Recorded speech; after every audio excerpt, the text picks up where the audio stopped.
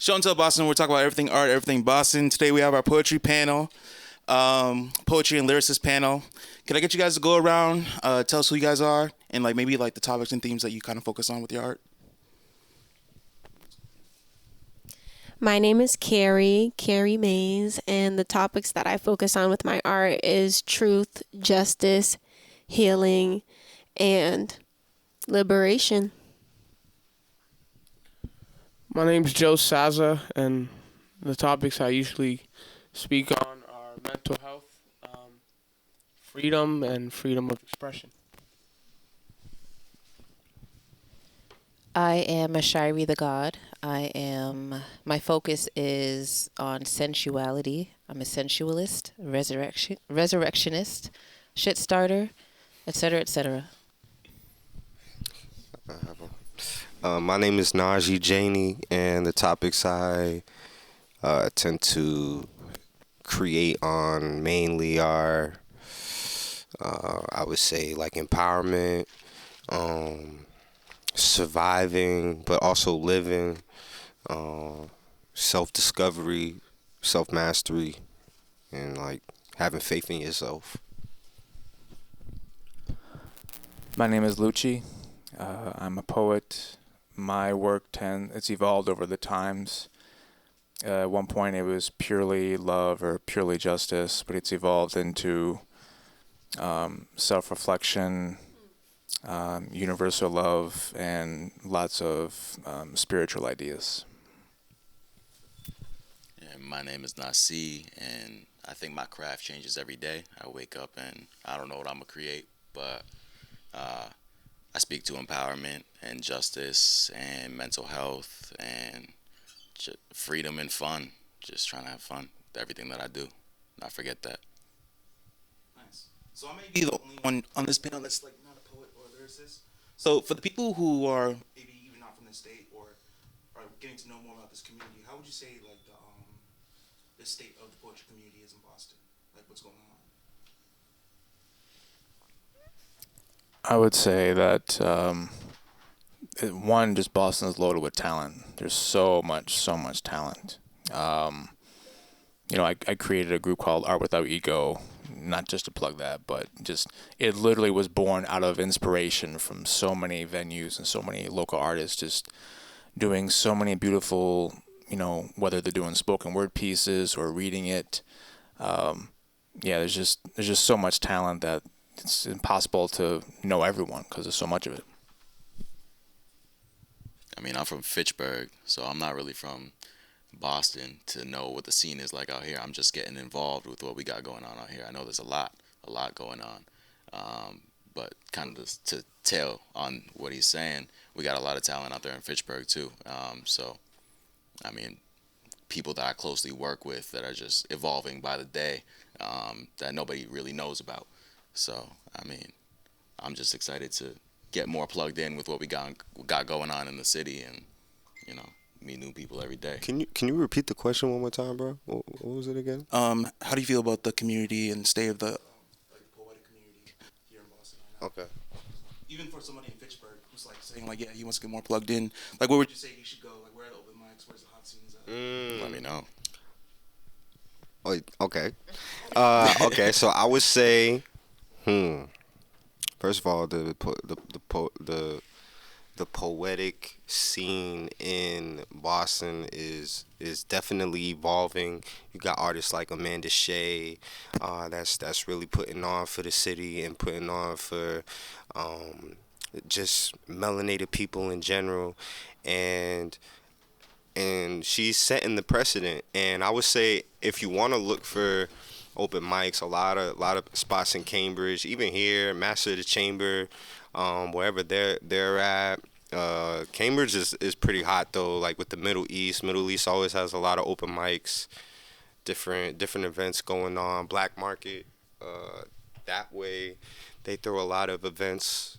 The Cambridge Community Center, they do a lot of events over there. The Jungle, the Jungle in Somerville. Yeah,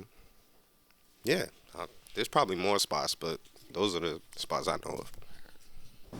What do you guys look forward to? You was gonna say?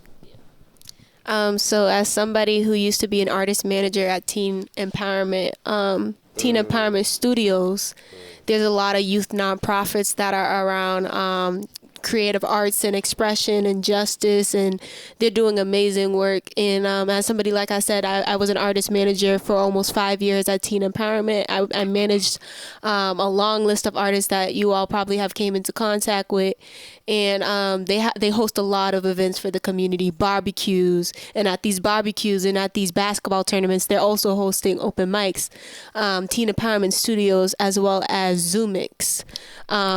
You have the ICA down at the Seaport. You got 617 Peak, right? Shout out Amanda Shea, and shout out a lot of the artists over there. Yep. You said it's Lit Boston? Lifted Boston. Yeah. Yeah, Rhythms and Raps. Yep. And then you also have new and up and coming spaces that are creating safe, artistic, recreational spaces like the Warehouse in Cambridge. They just posted and had a slamming event that my best friend, she's an artist, Nivea Seven, and a lot of artists, they're putting on for the city. They're finding these spaces, and they're like, you know what? Let me get in there. Also, I'm on the reparations task force with the city of Boston, so a lot of the work that I do, appointed by the mayor, is just see the resources that the city has. And right now, the city has poured over $7 million into arts and culture. And we need to tap into that. They have a whole entire grants program just dedicated to artists in the city of Boston. So I would say sign up to their emailing list, because you sign up to their newsletter, you'll be able to see all of the range of artistry that's happening in Boston. And it doesn't even stop there. But I think that Boston is definitely up next, and we're the now. Do you think that poetry right now is as thriving as it was before, or how do you feel about the state of how that art form is taken in? As someone who's been in and out of the poetry scene for a lot of years now, I've witnessed and also heard stories of, like everything else in life, it's cyclical. You know, there's a boom period, then there's a resting period. You know, people are either transitioning into other careers, or they're just evolving into doing different things. And then sometimes there's unfortunate instances that happens that separates communities, whether it be permanently or temporarily. And, you know, all that stuff generally happens. But right now, I've been here since 2010, and I've witnessed, it was already a booming period, it seemed, when I first moved here. And I've witnessed it. It's been rising for a while now. Like, it's been just a beautiful swell of just art being created and performed everywhere. I'm not really in the poetic scene, but I would say so. Yeah, I feel like it's evolving. I know the gigs that some of the poets I do know, the gigs that I see them have are like, whoa, this is fire. You're on national television. Like, I'm seeing more national broadcasting of poets from the city, which I love. And I mean, historically, like with the last poets and everything, did they get national broadcasting? I mean, to an extent, but it was still underground messaging for, you know, the people of the melanated community. So yeah, the fact that they're breaking down barriers now and getting now that they're breaking down barriers and getting the proper due, yeah. I'll bounce off of that because I also am not really in the poetry scene, but I think art just as a whole, in kind of any space or medium, I think it's always evolving, and I think there's a beauty in where it's at right now. Just as a whole, I'm in the hip hop community, but I mean, there's a correlation there. I started with poetry. So yeah, I just think it's a beautiful place right now. That's really all I'll leave it at. Artists need to recognize that no matter what, we're in competition with the next person, next artist, even if you're not trying to compete with nobody, you have to recognize that music is a taste, and not everybody's gonna like your taste, and you gotta make sure you taste better than, you know what I'm saying, everybody else or whoever's in your pot. So It's great community building as well. yeah, man, it's also great community building. They've just developed this culture. I know down the line the chamber is gonna be known as one of the biggest city events. I agree. Period. And then they taking it global. So yeah, man, I'm proud of them. Yeah. Yeah, I want to shout out Ujima in collaboration with Recess. Recess is a space where a lot of like young people are coming together and saying like, here's just a space to express yourself, and I feel like that's very important, the freedom of expression. I think that we're in a rebirthing place with poetry, and I can speak as somebody who is a poet. I write.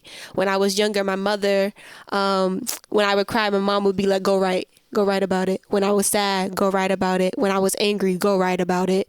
When I was happy, she'd be like, go write about it. And what she was doing that I didn't know, she was strengthening my emotional intelligence and my ability to journal and my ability to express myself.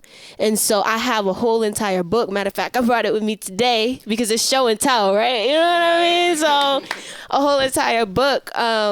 You know, when I'm going through life just in general, when I'm happy, sad, I just write. And when I write, I just rhyme. I don't know why, but every single time I write, I just end up naturally rhyming.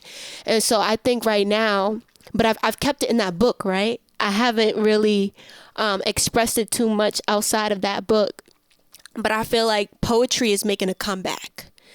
I definitely feel like we're in this self-discovery phase as a generation, as music, as we're trying to redefine what hip-hop looks like to us beyond the industry, right? Especially as independent artists.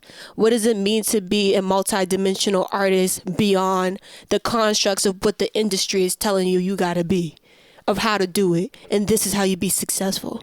I love artists like Lyricists, because Lyricists, he's out there in California, but he's showing people how to do it independently. So for me, I feel like where poetry is, like Joe Zaza said, like it's in a very beautiful place. We're making a comeback, and also we're going back to the roots, because when you think about the fundamental foundation of hip hop, right? People think that hip hop is just music.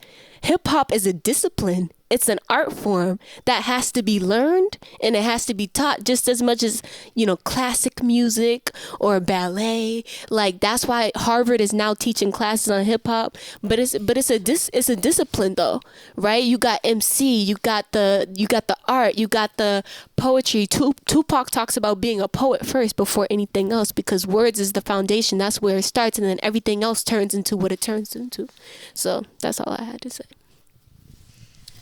Would you say that your lyrical artistry, this question's for everybody, your lyrical artistry is more for your personal expression or performative? What do you mean performative? Do you mean for other people? Yeah, for other people or for yourself? Where does that come from? I think it's a mix of both. I love performing, and I think that is also just a piece of expression. I think in both senses, my lyrical ability and my ability to perform is where I feel the most vulnerable, and where I can really truly like connect with an audience. So, and then at the same time, I also say that, like, just as a general statement, my music is my therapy, so it's for myself first and foremost. But then I also am aware of the connection and like the impact that my abilities or my what I do, the impact it can have on another person, and the responsibility I have with that.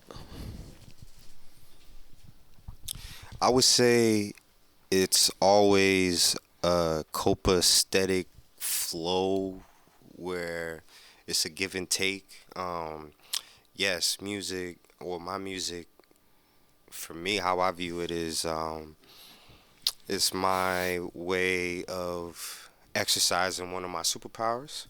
So superheroes, they act for, I guess if they don't be, if they're not super, then they go crazy after a while, um, and yeah. So music is my superpower, but at the same time, like when the birds chirp in the morning, their resonance and their frequency is opening up the flowers so that they can bloom and blossom.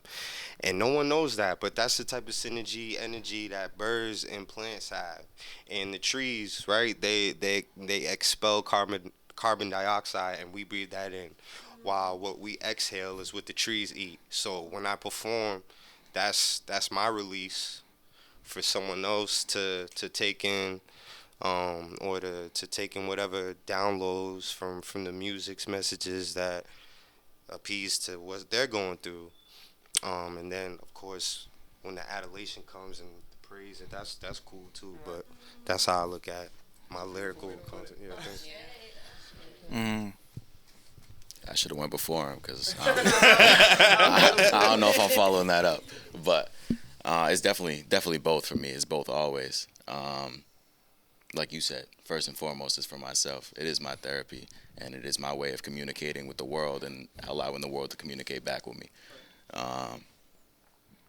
And in terms of the performance aspect, like I love that acknowledgement and knowing that maybe I'm vocalizing something for somebody in the audience who don't know how to vocalize it for themselves, and then they find some type of truth or they unlock something based on how they interpret my message.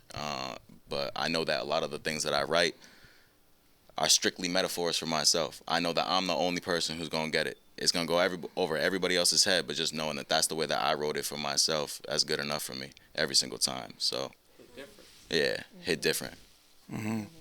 I want to talk about too as an artist. So for me, I feel like it's a mix of both. Like, you know, some are personal, and then I also write things that I feel like I have a responsibility as an artist who has a platform to share to the world and say something about. But I kind of stumbled upon a poetic or like writing roadblock or artistic roadblock where I try to create, and then when I create, I'm like, oh man, is the audience gonna like this? And then it becomes less about me, but it becomes more about the satisfaction and validation of whether or not the audience is gonna mess with it. And I feel like that's a trap that a lot of artists, especially who become mainstream, end up being like, oh man, and then we end up saying we missed the old part of that artist, because that artist is no longer creating for themselves. They're creating for the external validation of other people, and whether or not it's going to sell, whether or not it's going to make sales. And so for me, sometimes I have to recenter myself, that even though I share my art with the world, sometimes that you have to start within before you go without, or with that before you go outside. So for me, it's a mix of both, but I constantly have to be in a mode of self-reflection to check myself and be like, wait, why am I struggling to write something that is inside, that needs to come out regardless of who views it? When we look at the video of SZA, right, her speaking about she hates going to the studio. To me, that was like one of the most disappointing, heartbreaking things to hear, because imagine she was just getting off of work. Her favorite place probably was the studio at one point in her life, and now she dreads it. So I think that's a good question, because I think it's like, how do you keep the integrity, the internal integrity as an artist, to like being able to create and enjoy your art and make it for yourself, and realize that I'm not making this for the validation of the world, but I'm making this for me. So I really appreciate what you all had to say about that, because I highly resonate. And have you ever kept yourself in a sense of like, if some people drive inspiration off of like pain, have you ever kept yourself in like a place of pain so that you can keep creating and et cetera, et cetera? That's wild. But also too, I know that you have your book. Do you guys have like some lines or some bars that you guys would say like, or maybe something that you've been going through that you would like you could share?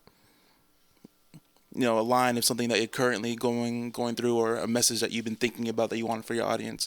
Maybe like a line or a bar. I know I'm throwing niggas on the spot. I got one. Hey, let's go. So there's a song I got called "Head to the Sky," and it's like the The hook says, "Head to the sky, feet on the ground. You live for today. I'm here for tomorrow. Wear my heart on the sleeve, 'cause everything counts. All the amount. You only get one shot to make." And that just reminds me every day to just an inch a day. Like, focus on what's in front of you right now. But your mindset is what's going to dictate whether things work in your favor, or you're forcing yourself to go against the grain / working harder than you need to. So yeah, that's a line that I've been. Why'd you start thinking about that line? Like, what made you? Well, I'm getting ready to drop it too, so that's just the first thing that came to mind without me overthinking anything. Mm-hmm. So yeah.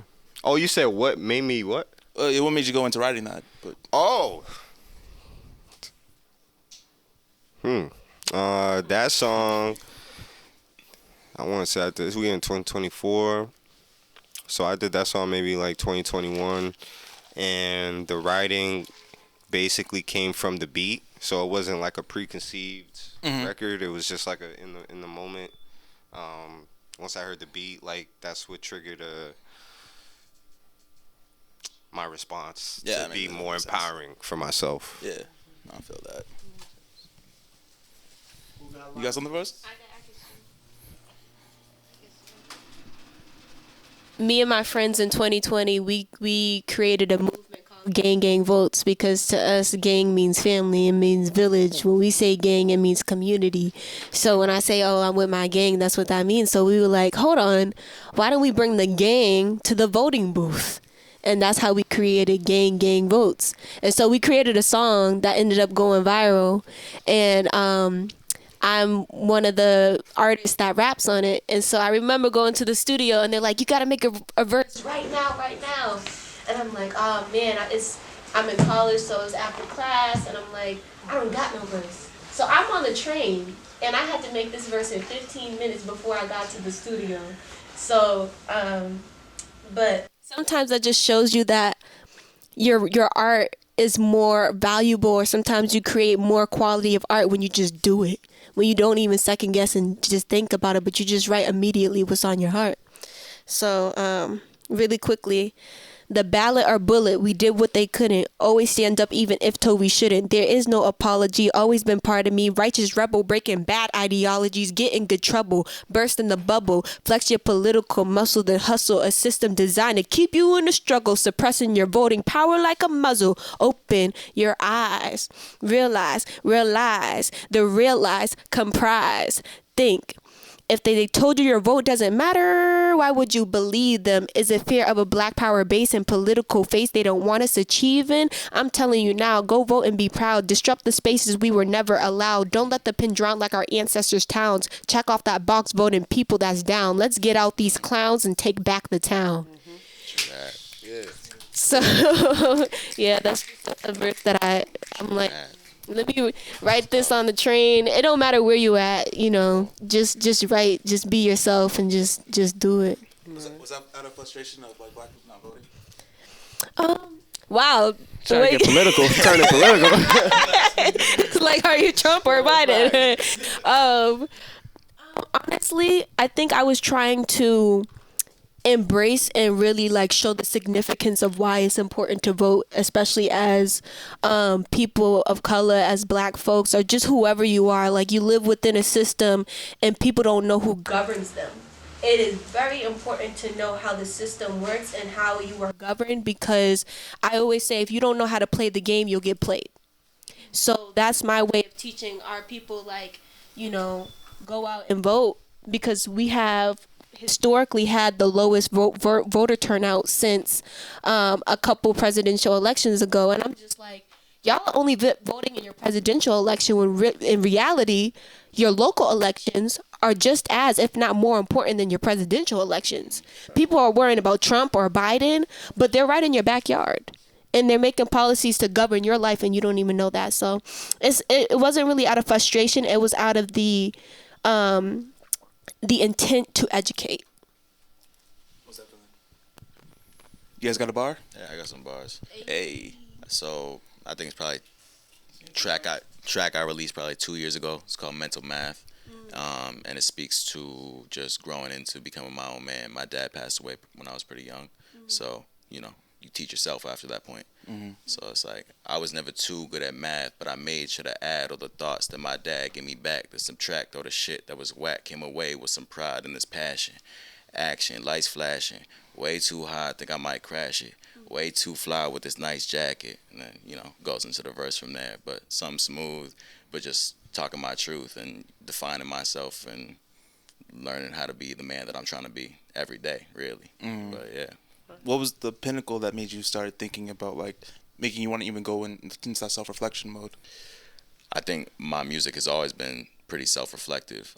That's how I've honestly learned a lot of the times, is writing something, reading it back to myself, and then realizing that there was something that I wasn't even intending to come out, hidden in plain sight, really. And my dad also made music, and his music was also very self-reflective and introspective and questioning of not only himself and his own beliefs, to make sure that he was sturdy in everything that he believed and carried out into the world, but questioning the things around him as well. So yeah, that's the basis for the inspiration of my track Mental Math. But yeah. And does like make you feel like you have an obligation to like upstand that lineage? To a certain extent, like has been mentioned a few times, just feeling a certain sense of responsibility, knowing that this is a gift. Being able to vocalize our experiences the way that we are is a gift. So there is a certain responsibility in making sure that, the message is true. And I don't think a universal truth is very hard to understand. So as long as we connected through it, that's really my motive. Smooth. No, I hear that definitely. What, you guys got some bars? I got some. So it's something I wrote I think 2 years ago, right before I came back to Boston from my little stint in Florida. But started with faith way smaller than a grain of rice. My main advice to anybody is water your seed and see to your tree that it grows past the greatest heights. Whatever that means, you define it. Whatever you've been looking for in life, you could find it. We all born blinded. The truth inside your eyelids, we just lost and misguided. My mama's mother wasn't a slave, she from the islands, but she slaved her whole life turning shit into diamonds. To feed crying babies that drowned out the sirens, we grew up, then glowed up, then moved past horizons. No license to kill, but I shoot at you titans. Break generational curses and vices, the vices that kept us held down, living lifeless. Despite this, I come out each crisis unscathed, with new lessons, new blessings, new prices to pay. I done came from the bottom, I chewed out my cage. Crazy. Smooth, Crazy. bro. That's smooth. Can you tell us about that though? Can you tell us about like?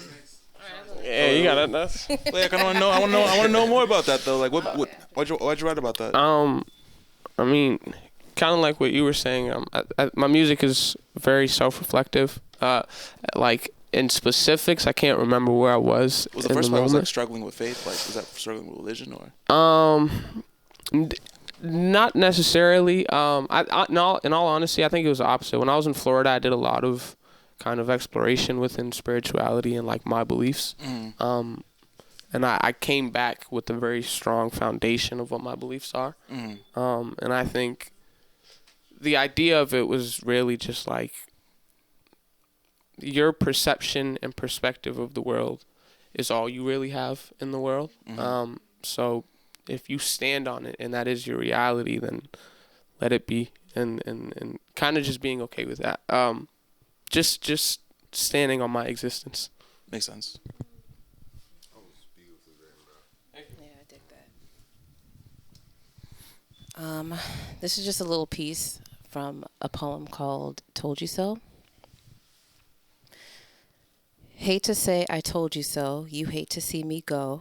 You took that as your cue to clip my wings.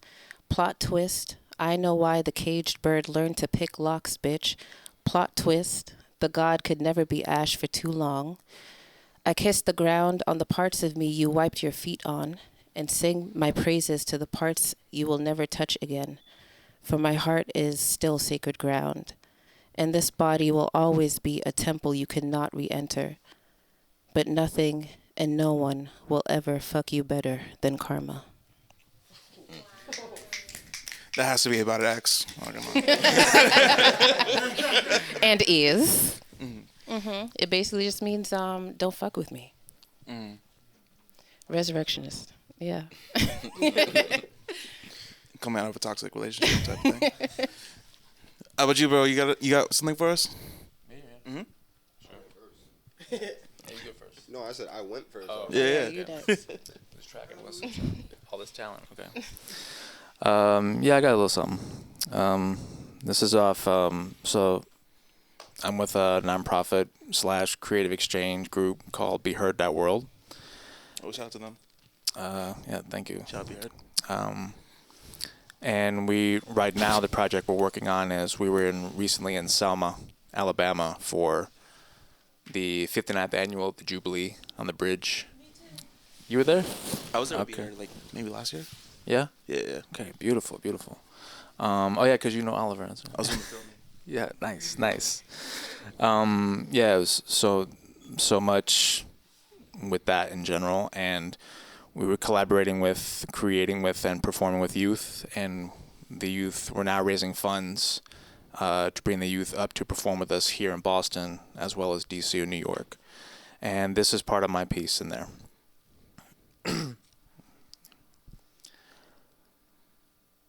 You don't have to be religious or spiritual to be loving. It can help, but you only need kindness, affection through kinship of the all. We all live under one sky, on one earth, with one heart. Hearts that trace iron to earth and sky. We, our family, isn't just a cliche phrase. It's a song title of reality. When I look at you, I see myself. When I look at you, I see myself. That's just a little piece of that. That was smooth. And I know Be Heard does like discussions, like usually after performances. Did you guys have discussions after you performed that piece? We did. It was more of a, sometimes there's beneficial talkbacks, and then this was there was a local pastor there. I can't remember his name exactly. Forgive me. But everyone literally joined hands afterwards, and the pastor led us in a prayer. Just sending good vibes, good energies in general.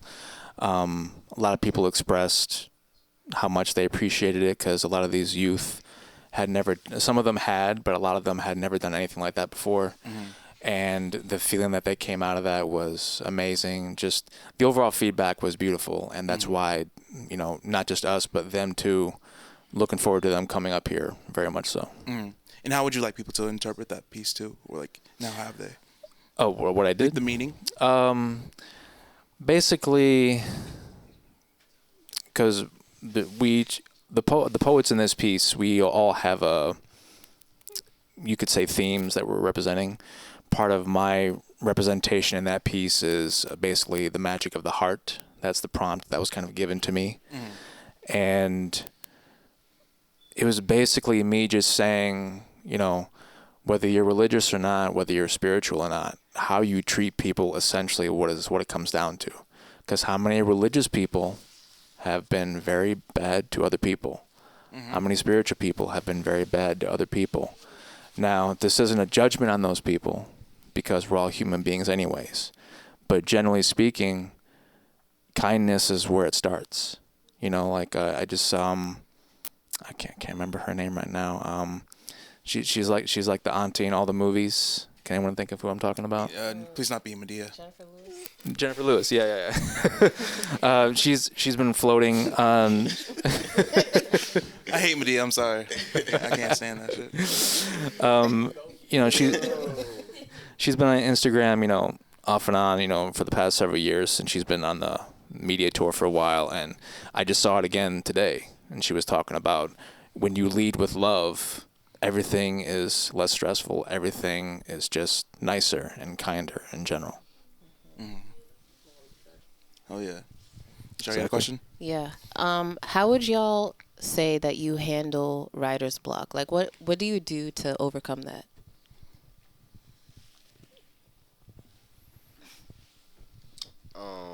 All right, so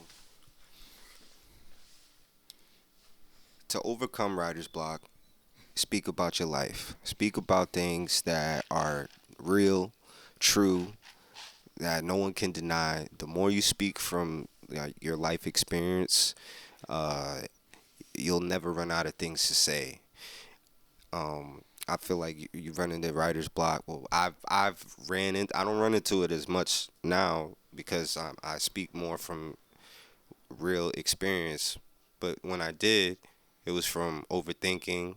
It was from trying to appease something or someone outside of my state of creation. And yeah, I don't do that anymore. So yeah, to overcome writer's block, speak and write about your real life experiences. So you said you experienced it a lot before when like maybe you were talking about things that weren't completely authentic to you, and then when you found that, it just kind of flowed. Nah, I always spoke about things that were authentic to me. My process on how I created at earlier on in my career wasn't as fluid as it is now. So it led me to work harder instead of smarter. Now I know how to work smarter, and my speed is. I know how to go straight for a concept. If I'm looking for inspiration, I just sit still and I don't do anything, and everything will come. The more I don't think about what I want to do, it happens. I like to practice the law of detachment when I'm creating, because nothing you create is yours anyways. So yeah. What does that mean? Like detachment, or like creating The a law of piece? detachment, like, okay, the best example I could think of is you sending a mail or something post wise to the mailbox. Like, you have your intention in that letter or whatever it is that you're sending off. The moment you put the PO box down and you put that letter in and it closes and you walk away, like, all right, you already know where it's going. So it's the same thing with.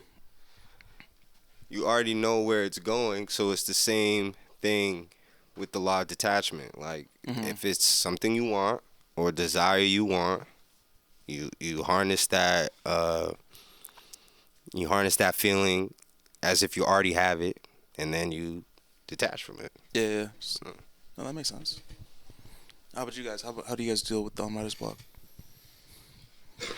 I think for me, because I've dealt with this on and off, I think every writer in some form has at some point. There's various methods I've found that some people do. Some people literally just sit in their room and just wait for things to come to them. Sometimes I've done this where it's an exercise where some people call it speed writing. You can set a timer or whatever, and it could be 30 seconds, could be a minute, could be 5 or 10 minutes, however long you want to do it.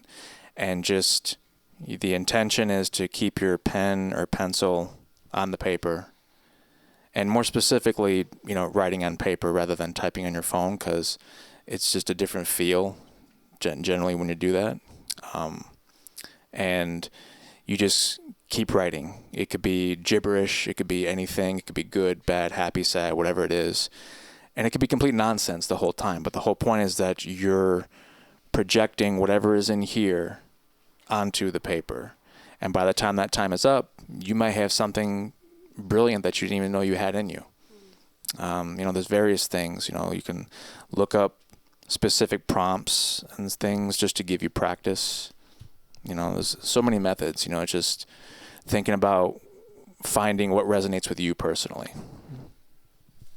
Yeah, I agree with that. I was going to say there's plenty drills, but everything he just said. Also, just go outside and just exist.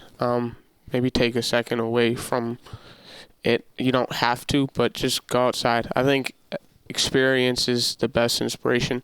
So if you don't have inspiration, go outside and experience something. Yeah, I think when it comes to writer's block, Sometimes I just don't write.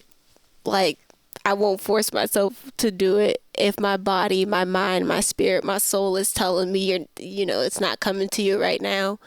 I also think that it's important to get to the bottom of why you feel like you're having writer's block. Why is it that I feel like I can't write right now? And how am I treating myself when I am experiencing writer's block? I've seen a lot of artists experience writer's block, and the first thing they tell themselves is, I can't do this, man. Or I can't do it. Or I don't have it in me. It's not coming to me. I don't got it like that no more. I think it's important for us to reach to the root of the insecurity, or the root as to why we're experiencing that writer's block in the first place, so we can be aware or conscious of how we're treating ourselves and empowering, embracing that moment.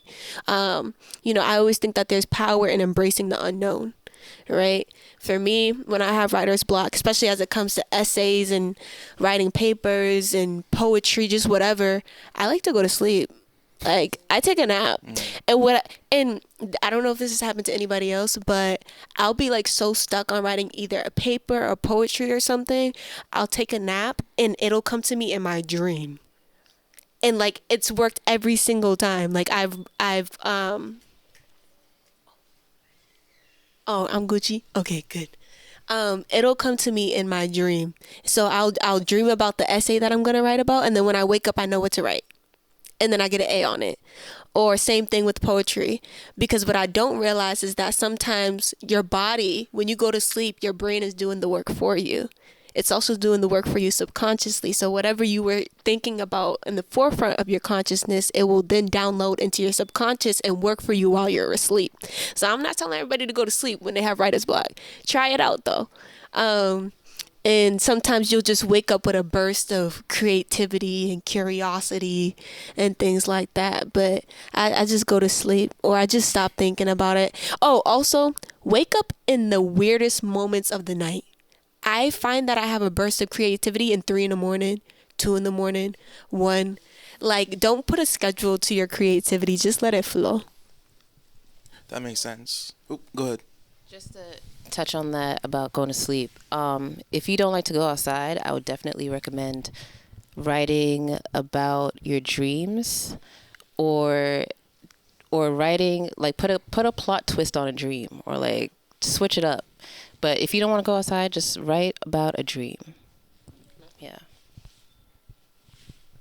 Yeah, I just wanted to also add, with the idea of the prompts and everything, most of the time, because I write raps, but then if I get writer's block and I do a prompt like the speed writing, I don't conform to the idea of like having to rhyme. It's always just journals and just free thought. I also journal about my dreams a lot. So yeah, just to reinforce that. Hell yeah. And also, what helps too with blockages is movement. So Yoga. Exercise. Yeah. Exercise. Exercise. Sex. Sex will do it. Sex will do it. Let me tell you. Can I just say that I saw the break thing? So should I stop now? No, you can go. Oh, okay. You're about to talk about like in the minute you like stopped. You're like, yo, I just had a great idea. Nah, sex will really fucking give you a great idea, the eureka moment, and it'll take your headache away too sometimes. Yo. Makes sense. Hell yeah. On that note, we're about to take a small break and we'll be right back.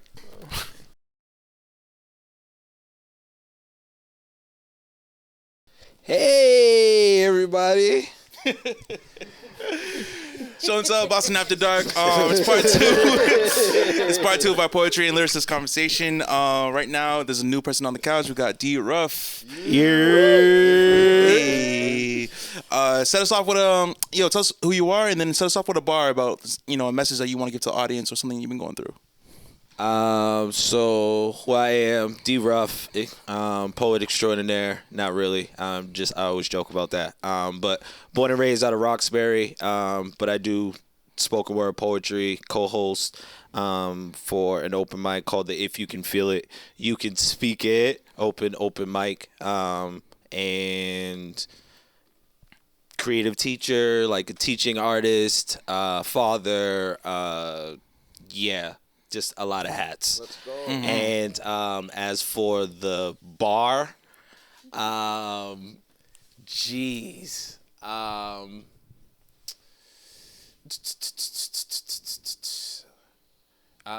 Okay, so Elohim, like Hebrews, a testament, like a pair of old mics, test men like lint, but is that just physical might, monetary sight?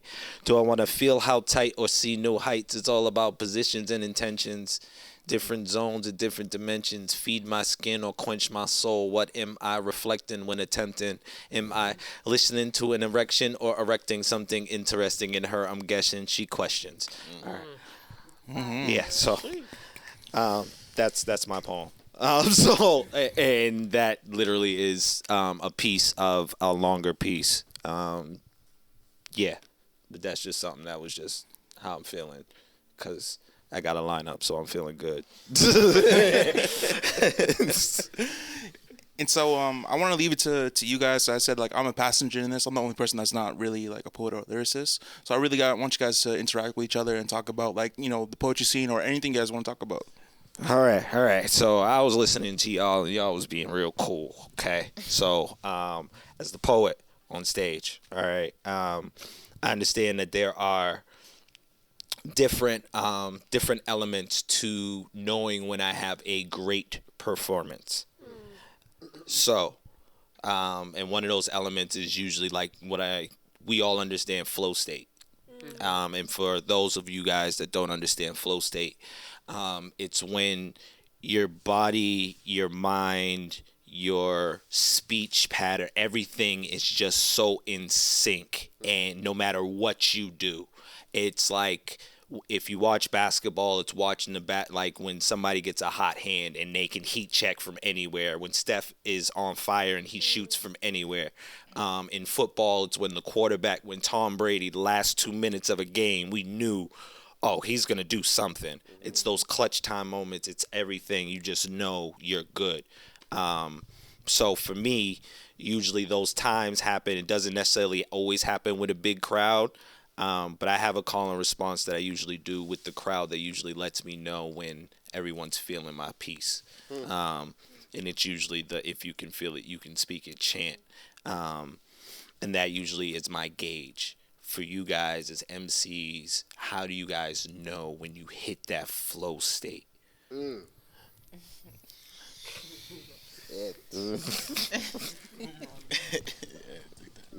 I'll take it. I'm sure. Seem like For sure. Okay.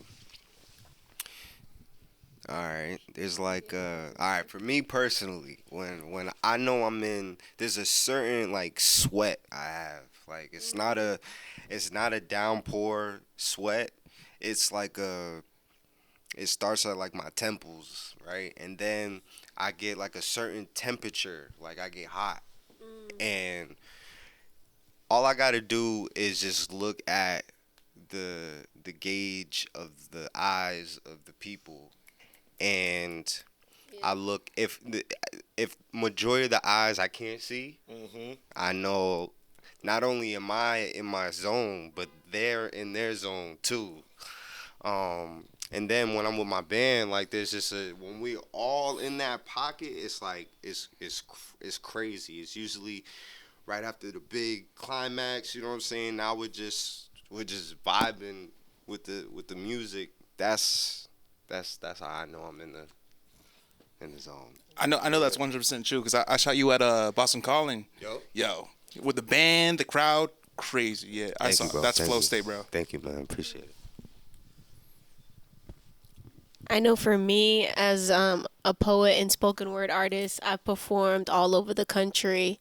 And in every place, it doesn't matter where I perform around the country, it's all different but the same response, which is they feel me, they feel the message, they get it. For me as a spoken word artist, I step into an element or a zone where I am no longer myself, but I am myself, if that makes sense. It's like I channel this, I don't know if it's an alter ego or an alter existence of myself, but it's like the insecurities and the nervousness, all of that, like, just goes away, and I'm just in a different zone. I'm in an element, and I know that I'm in that element because I have no fear. It's like all the fear that I had before I got onto the stage, like, exits or it disappears, and Also, a part of the reason why I know I have no fear is because I'll look into the audience like I'm channeling, like I'm making eye contact with you while I'm performing because I want you to feel how I feel. And I'm a big believer in alchemy. So I don't know, I didn't realize that this is what I was doing, but I was transforming and channeling the energy of the crowd. I am using the energy of the crowd to further feed into me, to feed back into them. It's an insane type of science that I feel like only one could really experience, but it's so beautiful. And really, it's with an understanding that you control the crowd. Like, you are in control. You have the power to tell them, show them how to feel. And so once you get like to that moment where you channel that zone, that element mode of yourself, and like you got no fear, and I'm looking you straight in your eye, but before I was nervous, but now I'm looking you straight in your eye, and I'm able to see the facial expressions. When I see the facial expressions of people and I see them feeling it or crying or snapping or clapping, like all of that is energetic information for me. So yeah, that's how I know. Yeah, I can reinforce all statements said so far. I think for a while I feel like I couldn't say like I'd know when like I entered flow state. It's kind of like, I think my best way to say it is like it's a high, to be honest. So it's like I feel like being on stage for me feels like home. So it's once I get on stage, and like you said, there's the audience there, and the moment I see, and I feel like the more eyes that are on me, the more I feel like I'm ready to give an experience. But like when I did the Master of the Chamber here, actually, there was a video I seen, and I feel like there's a twitch in my eyes, like when I'm on stage, and like that's when I'm like in that moment. I think that's it. I'm not sure yet. I think flow state for me is very similar to all the things said so far. I definitely agree with the sweat. I definitely get that sweat. I can feel it. The flow state is like a burn. I know when I'm locked in once I'm on the stage. Once I say my first line and I'm just there, present, connecting with my message and knowing that it's my truth. Yeah, I mean, there's really nothing shaking me past that point. I'm just locked in. So on the topic of flow state, great question. On the topic of flow state, when you're in your creative zone, like how do you know like you're in that pocket? What does it feel like when your pen is on fire and like you just Can't stop. you're in Can't stop. What's that like? What's your creative process like to even get there? Or is it just spontaneous? I think that happens a lot for me when I'm creating with other people, and I have again more energy, kind of just to feed off. I think collaboration's probably like just off of how I was taught. All arts that I've done, I feel like collaboration is probably the best form, and just the more heads coming together makes something better. But for me, like when I'm doing it, when I'm isolated or me writing alone, I feel like it's just a feeling. Like it's the same way like I could play a beat or like shuffle beats through YouTube, and like off the like first 2 seconds I like know like okay I don't really even have a concept, but there's that feeling of like I know my subconscious knows where I want to go with this, so I'm just gonna trust in my intuition, and like from there it's a superpower. Yeah, I would say, it's kind of like that. It's a feeling where sometimes you can describe it as like you fall in love with one line, and that line just builds on, and then the next line, which builds on the next line, which therefore those lines build the theme for the next one, like that you're just going to build on, and you just keep doing it. Or the themes for us as poets, some of the themes just continue to hit. Either like that nerve that you've been like, ooh, I've been wanting to talk about that for a second. And once it hits that nerve, it's like nothing can stop you from writing, because now it's like it gave you confirmation that you now have the freedom to write whatever it is that you wanted to write on that page. Fuck showing it to everyone else. It's more so like, ooh, I just gave myself permission to write whatever it is that I wanted to write on this page. So that's when it's like, oh yeah, I give myself permission for a month to write whatever it is up. Oh yeah, y'all are in trouble. So and it's just one of those things. And yes, at the same time, it is collaboration. Because I know a lot of times, sometimes it might be something that somebody said in a crowd, on stage, in a bar, or in a song. So like it can just be something that is just like, ooh, let me see if I can build off of that idea. Let me see if I can have an idea or a perception off of that. So it's just one of those things. I think for me, when I hit that zone, I kind of feel it, but I don't pay too much attention to the fact that I feel like I know that I'm in the zone, because then I'll start being like over like all day, you know what I mean? I'm not, so I kind of like, there's this intentional blissfulness of ignorance, if that makes sense, but not in a way that's harmful. That's like, let me cook. Let me allow myself to cook. Let me not like focus too much on the fact that I'm cooking right now. And I just allow myself to flow. And sometimes by the end of the piece that I write, I don't even realize that it's as fire until I come back to it. Like, it's kind of like having leftovers in the fridge, and then you're looking for something to eat, or you're looking for a snack to munch on, and then you go back and eat those leftovers, and the seasoning has merit, right? It's marinated in there, and you're like, wait. You go back and read it, you're like, this is fire. I done created a masterpiece. So yeah, for me, when my pen is on fire, I just let it go. I let it flow. And it's such a beautiful feeling, because there's like a release that you feel after you're done with your piece. And then when you go back, I feel like that's really the gratifying reward aspect of it, because you're like, wow, I created something really dope, and I didn't even realize in the moment of it that I was creating something this dope. Yeah, when that's fire. That's actually fire. That's fire. When I have different processes of how I go about creating, but let's just say I'm in the zone of not writing anything down and just like brainstorming in my head and then just going in the booth. I know I'm in the zone when I don't have to punch in too much, or I could just say whatever. Everything makes sense. I'm not being redundant or anything like that.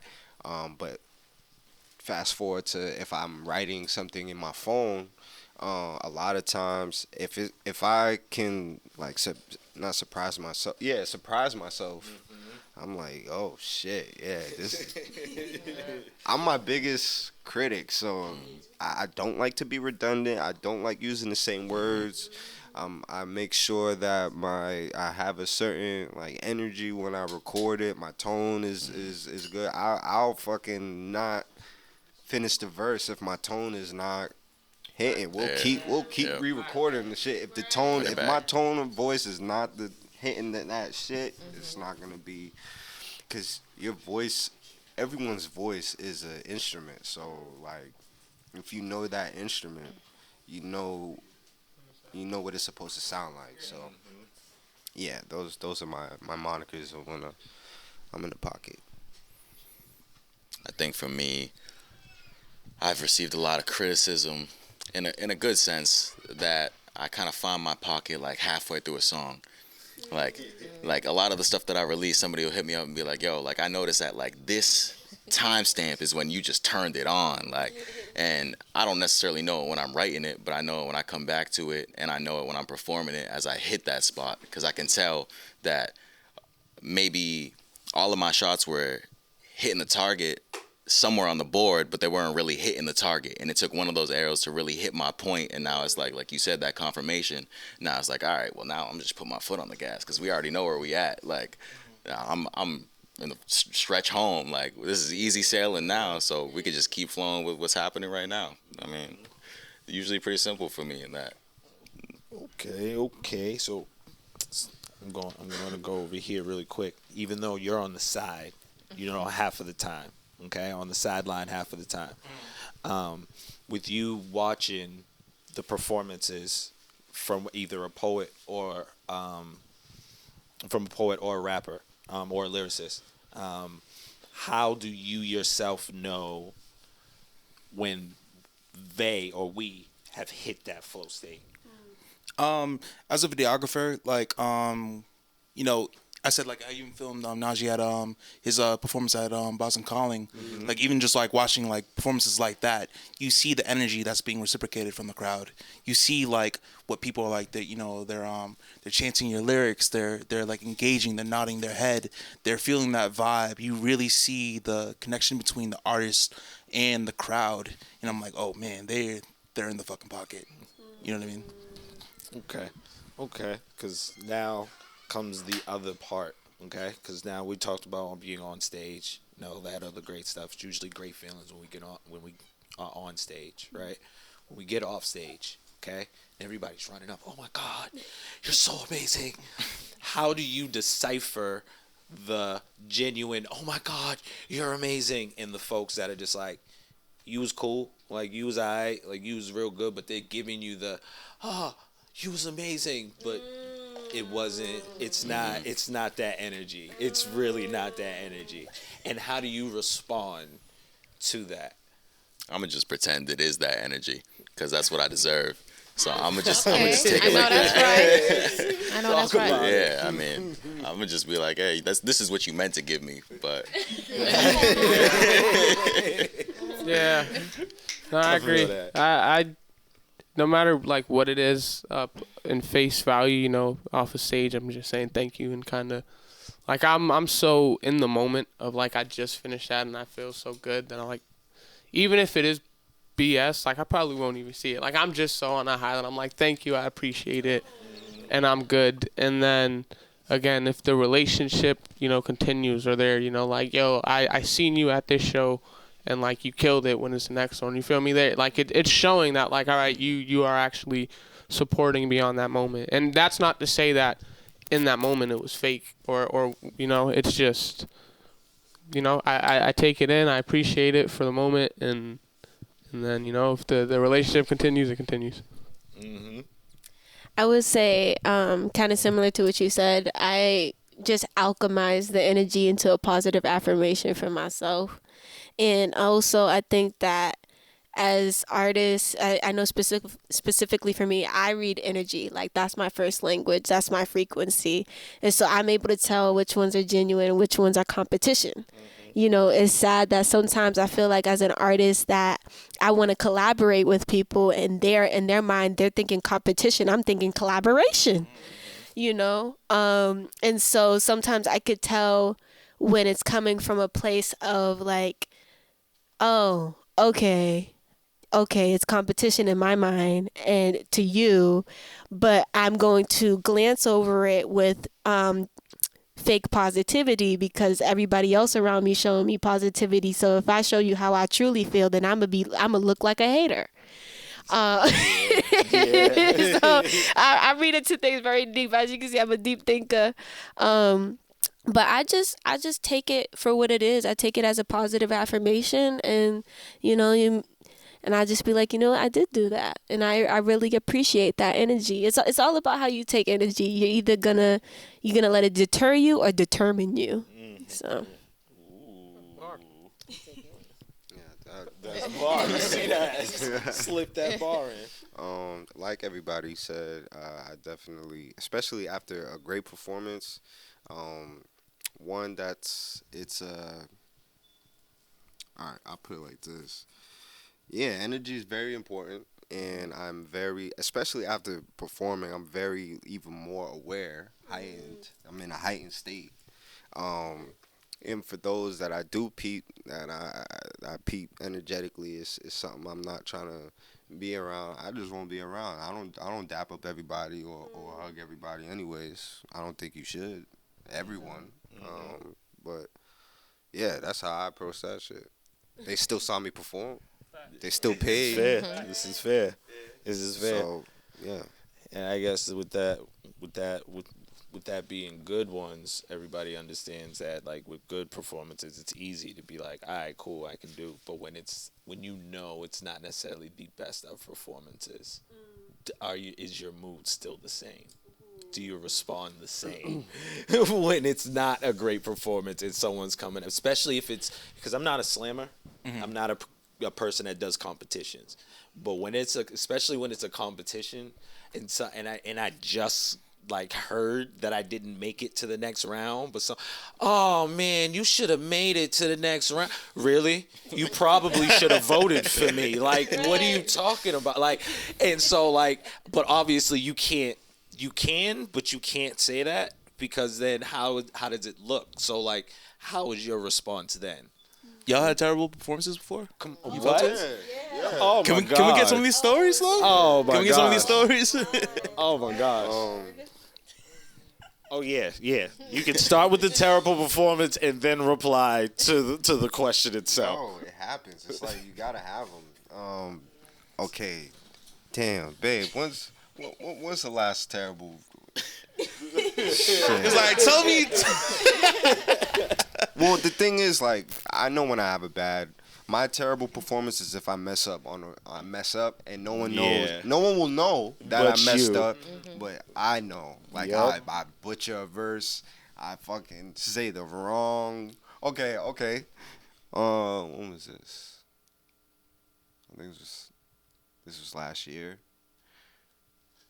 Yeah, this could have been last year. Fucking in the field across the street from the Croc Center. And it's my song All Right, and I said the hook for the verse. So then when the hook came, it was just like it was just bad. Like, and I'm like, in my head while I'm performing, I'm like, how the fuck did I do this shit? This is wild. So then I just was like, fuck it. And, Yo. You feel it. Oh. Bruh, that shit was fucked up. But I made up for it though then and there. But let's talk about like in a different venue. I don't look for the compliments like after a bad show. Like, Fair enough. Yeah. I'm more so like, all right, I need to work harder.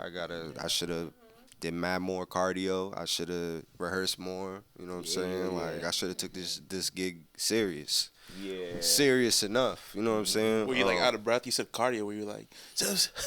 No, it's not. It's well, it wouldn't. No, not to that. Not like that. But when you add cardio to your regimen as an artist, it makes the performance even better. You can do more. It's different. You know what I'm saying? Like my breathing. The breathing is great, like, but it just adds more to it when you can do more. Like, so, yeah, that's how I look at this shit. Yeah, that makes sense.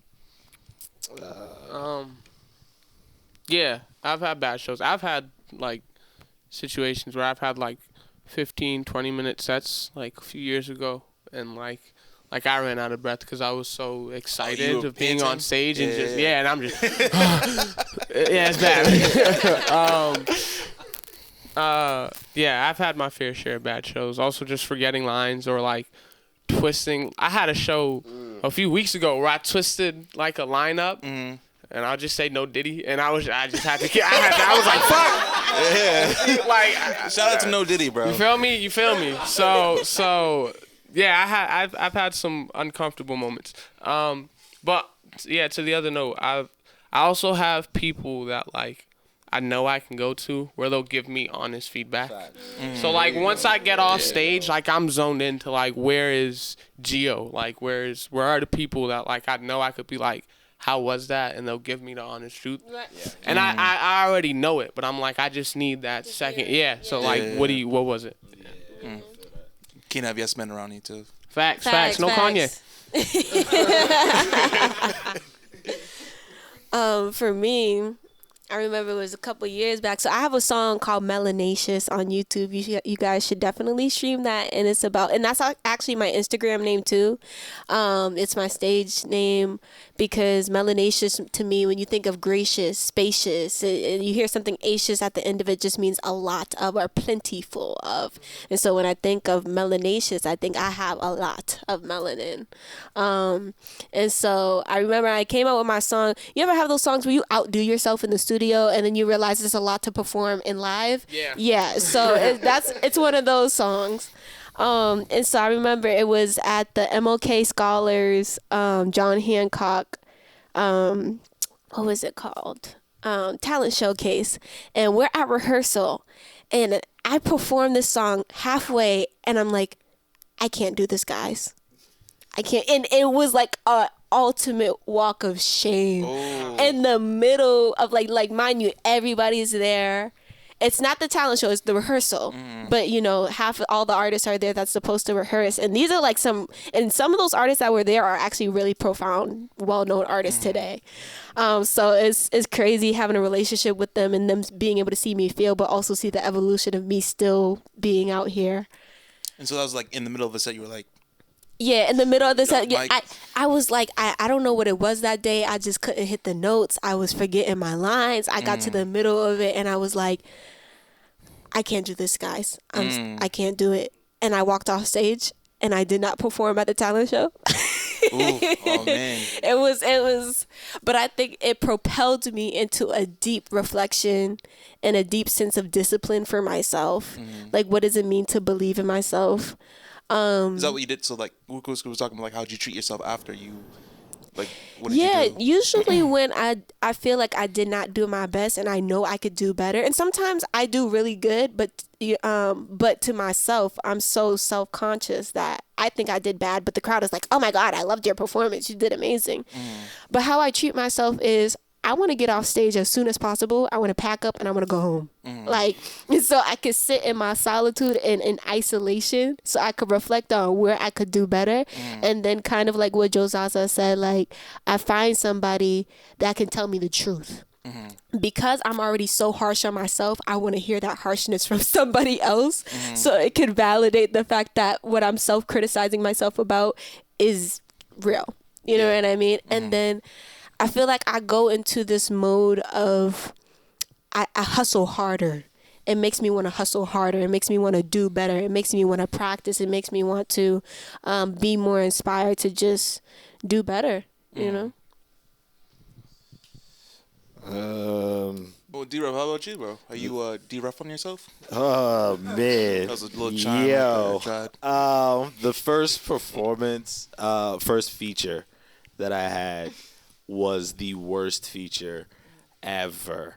I didn't remember. I only knew 2 poems, memorized 2 poems. Thought I knew 4, but only knew 2, and had to read like, and was shuffling through the papers, and it was, yeah, and Ja was there, like my whole If You Can Feel It, You Can Speak It family was there, so like I felt even more embarrassed, like, they was like, it's okay, and I'm like, yeah, like, and I was just like, I wanted to tuck my head between my legs and just never show my face on the scene ever again, yo. But after that, it's the same as Naj. Like, I know I didn't do well when I stutter, or I know that I don't remember the next line, so I switch the line just so I can finish the piece, or I stop the piece and no one knows that it's the end of the poem. Like, just doing something off that now for me is now like, oh, this altered my whole entire energy. Now I got to try to do something to like make up for that piece. And so for me, it's like, yeah, everybody else in the crowd might know, like, oh, D, you did good, unless it's the regulars. The regulars know, oh, you shortened that little piece right there that you had, and then you're like, fuck, All right, you caught me. But then when it's like same as everyone pretty much said on the couch, like once it's a friend or a family member that really understands how to like relay the message to you, like, hey, you know you fucked up. I ain't gotta tell you fucked up, but just know I know you fucked up, and you need to make sure you do better the next time around. Like that's, you know what I'm saying? I don't need to tell you, and you know what I'm saying? And especially when it comes to, for me, it's like a lot of times it's during my writing periods. I'll bounce a poem off of somebody and just be like, I think this is fire, and they'll be like, this line didn't sound too fire. And it is like, all right, let me see what I could do to kind of make this and make sure the message and the impact is what I want it to be. So yeah, that's usually my time when that usually happens. But that first time made us stronger. Those terrible moments make us stronger. Yeah, they do. I will say, energy is power. All day. There's been times, like the Master of the Chamber is a perfect example, because I won, but my final round, I fucked up my whole second verse. Kind of a little bit. But I fucked up my whole set. It was a feature, so I messed up my entire verse for that one round. But like just staying in it, and like again, kind of like the law of attachment. You feel me? Like I make the note live, and it's like split seconds. Like fuck it, keep going, and like don't think and. Just, you feel me, either work it as it goes, but just keep that energy. And then, most of the times, like everyone said, audience probably won't even notice that you messed up. So then it's just on you now. Yeah, for me in the beginning when I was like starting out, just performing spoken word on the mic, I couldn't even make eye contact. Don't look at me. Like it was crazy. Yeah. Like definitely that. I was so nervous. I would talk like this, like really quiet into the mic. Like it was, oh my God. I was so nervous. But those were the worst ones, I think, just the beginning. And when I first started memorizing my pieces and just taking that risk for the first time, trying to do it out of my mind, like from my mind. Those ones were terrible. But yeah, they do definitely make you stronger. Like it makes me, now what I do, I just treat every feature like stand up. It takes the pressure off. Yeah. That's awesome. For me, I could talk about a recent experience. So sometimes we don't do as bad as we think we do too. Like, for instance, so I'm in the Miss America pageant. I recently just won Miss Whitman, so I will... Thank you. Thank you. So I will be competing in Miss Massachusetts in June. So all of you all get the invitation, first dibs. And so I just remember after doing, so one of the competition portions is a private interview with the judges. And so after the interview with the judges, I called my mom and I'm like, Ma, I don't think I could do this. Like, I don't think I did a great job. And I know that I could have done better. I just felt like I didn't do my best. And so, we're at the end of the competition and they say the award for the best interview, Carrie Mays. I said, whoa. Now, mind you, I'm thinking that I did such a horrible job in this interview, and then I got the best award for interview, and then on top of that, I ended up being crowned for Miss Whitman. But I think that it's important that, sometimes we beat ourselves up, but we don't realize how much we impact other people. And I think that there's power in vulnerability. That even sometimes when you think that you're not doing your best, you're doing great. And two, can I just say, like, those moments really shape us being the GOATs that we are today. Like, even, I just really want to thank the Show and Tell Nubian Square Boston crew, for real. Because being recognized to be invited here just means really a lot. Like, yo, like they recognize my art, they recognize my service to the community, and it just shows that, like, as much as you think that you're doing bad, you're not doing as bad as you think you are. That's real shit. Real shit. Real. Wouldn't you? I was gonna say, because we are running out a little bit of time, I was gonna ask, what are some things that you guys want to know from each other before I really like for you guys to interact. What's some things that you guys want to know about each other or about the art community, like for the poetic community in general? It's a little hard question. Yeah, that was super awkward. Well, guys, from the artistic community, from the poet side, from the artistic side, what are some, just for recording, what are some things that make it easier not only for you guys when you get into the booth, but also make it easier for the producers? Because I know sometimes a lot of MCs and sometimes a lot of poets or even anybody that wants to hit the booth for the most part, they know that there's fees and stuff, but how can they save money? By coming prepared.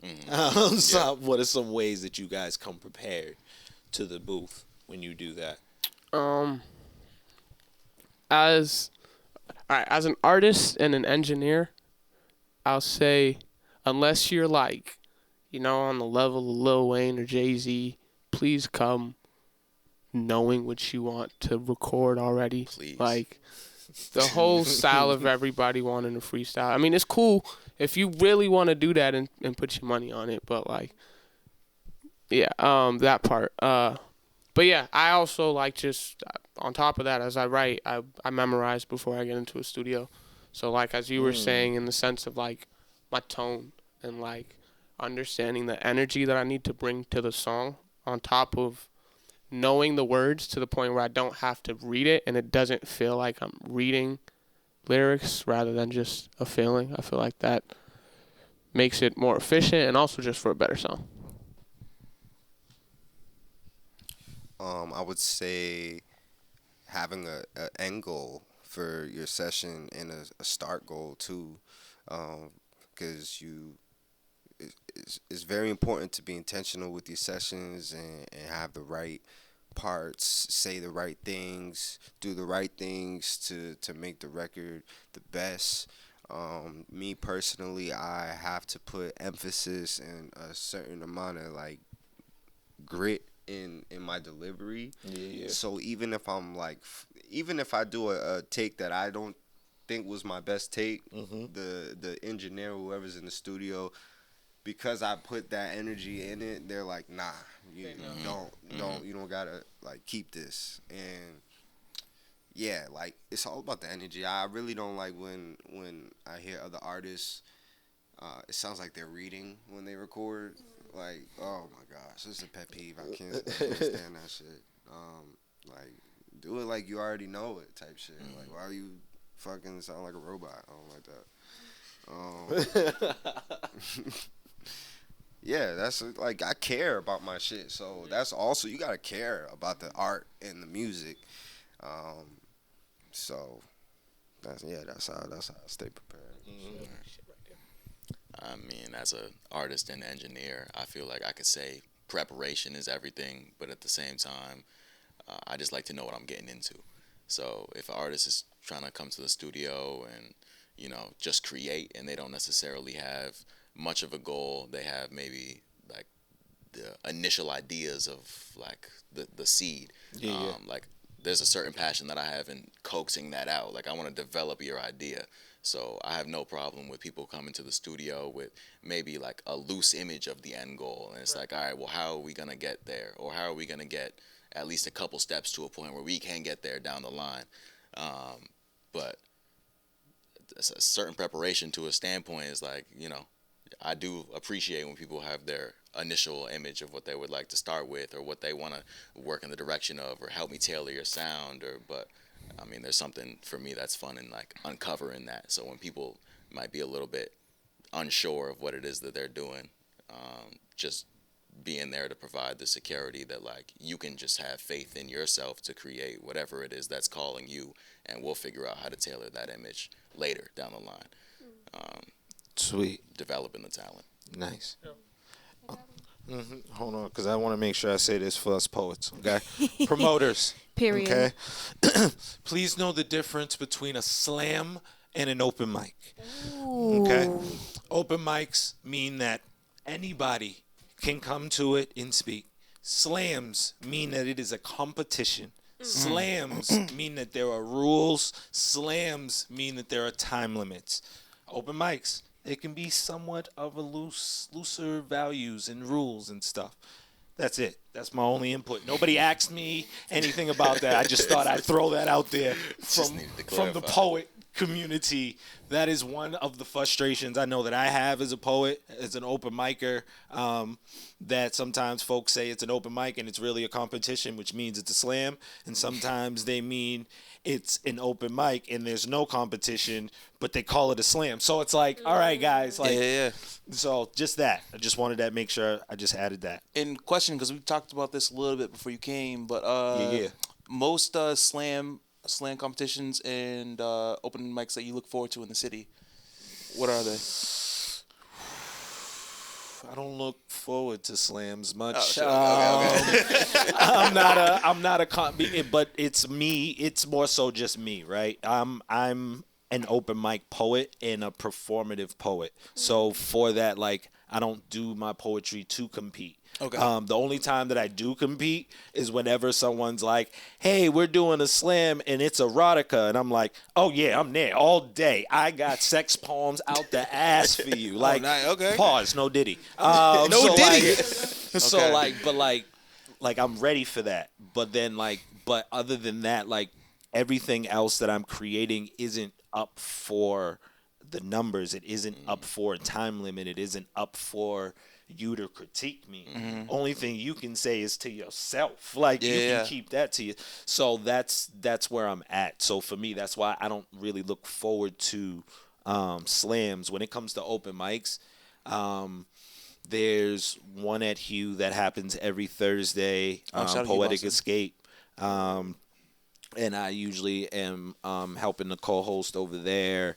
I know Verbalization happens every single month with VCR and is the longest running open mic in the city of Boston, over 20-something years.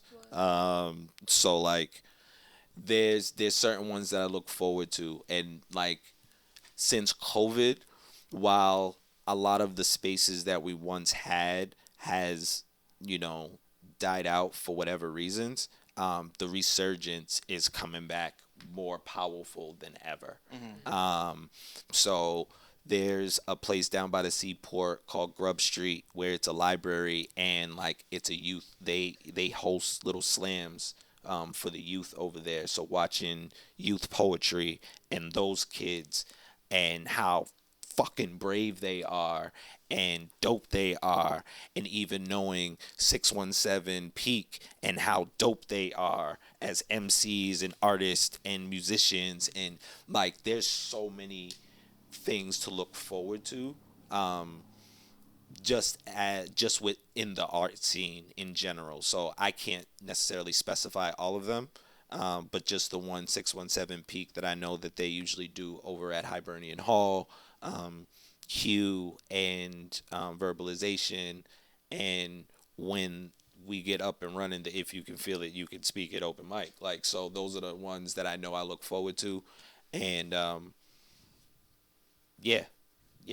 And then seeing Najee at City Winery on the 17th for Hip Hop versus Poetry, which we're also a part of. So that's gonna be the part right there. So it's gonna be awesome doing that. Smooth. Can I get you guys all to go around, say, like, give us your drops? Maybe even one thing you guys would know about, like, the audience want, what you want the audience to know about you or your poetry or your lyricism, about you as an artist, and then let's wrap it up. Don't start with me. Oh no, no. Nah. Oh, okay. All right. All right. Well, D Ruff, you can look for me on IG, D_RUFF3. And if you really want to see what I be thinking, you can go on my Twitters, T_RUFF3.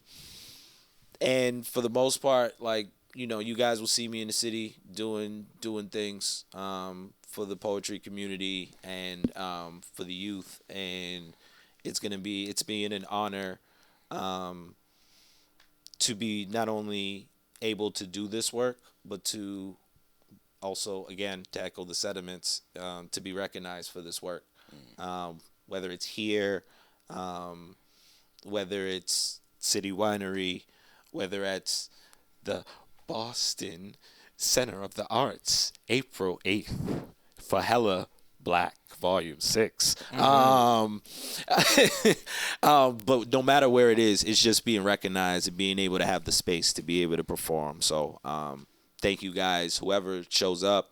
Thank you guys for all of your support. And yeah, that's my 2 cents. Awesome. Snaps. Well deserved. Facts. So you can find me. So my name is Carrie Mays. You can find me on Instagram at MELANATIOUS_.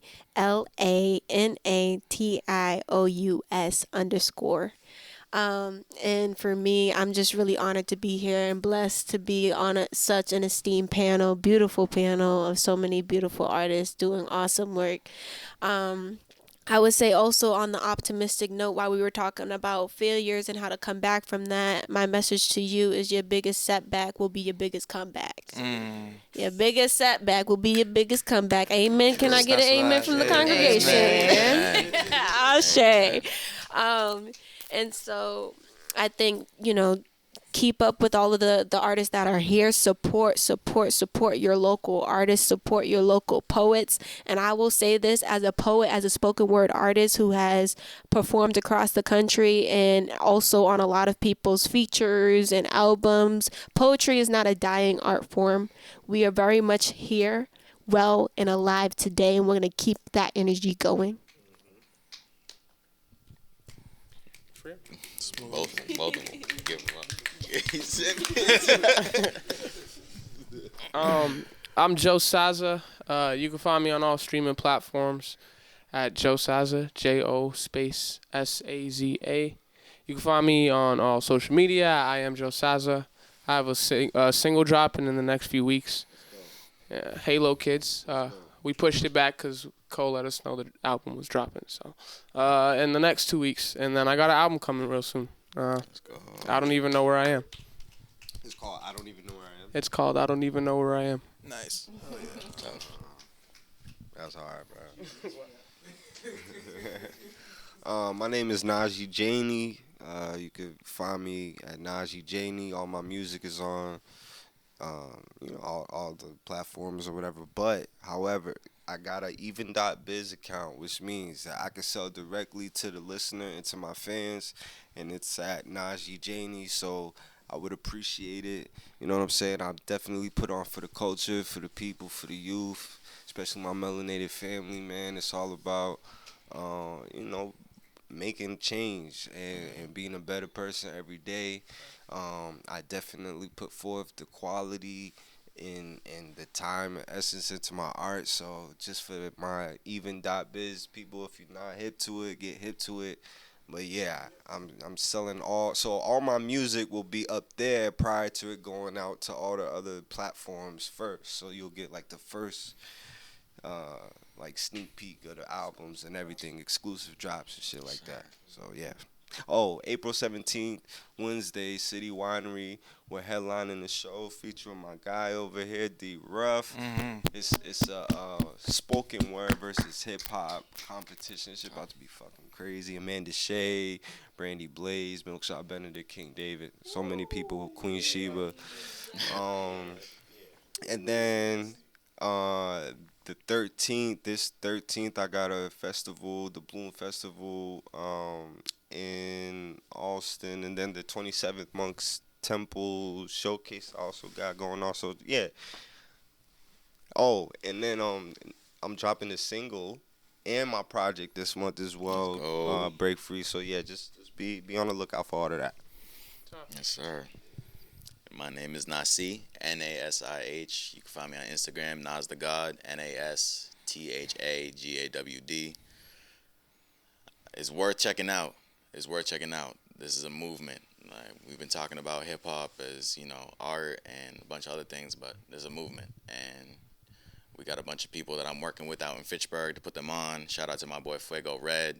We just dropped a little EP today, actually. We got a little 2 tracks. It's called Detour on all platforms, of course. Fuego Red got his debut album coming out, Let the Rain Come. It's going to come real soon. It's just something to pay attention to for sure. And then I'm also working on an EP and an album, so stay tuned. It definitely coming out in the next couple months, so a lot of shit to be excited about.